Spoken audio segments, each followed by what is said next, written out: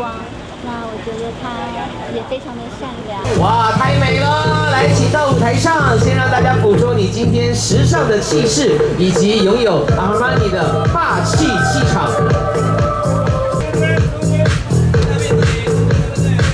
Ready Tree 亚曼尼定制红尘快闪店。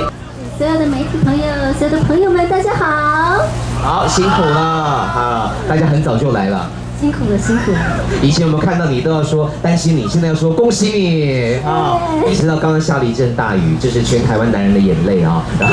但是是祝福的眼泪，恭喜你，恭喜你！我今天看到你气色又更好了。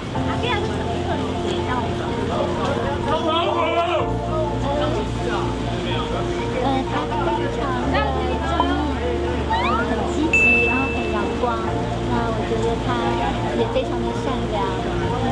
在一起多久了？其实就这半年。对。他是什么原因让我们是突然想要上班？你们不觉得好像时间也到了吗？对不对？对，我觉得这是一个在对的时间和空间的再次相遇。之前是不是说过想要分手状态？对，这个我好像许愿许了一辈子了，我觉得老天爷应该听得到。你喜欢女生还是男生？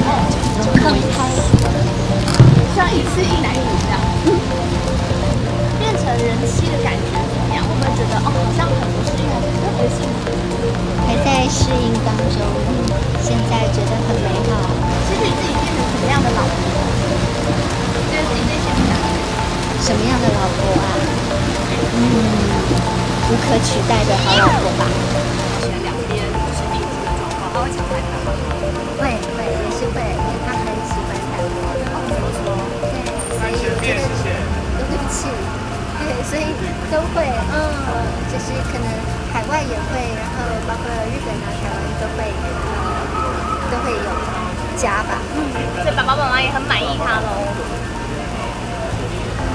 谢谢。那婚后会减少工作量吗？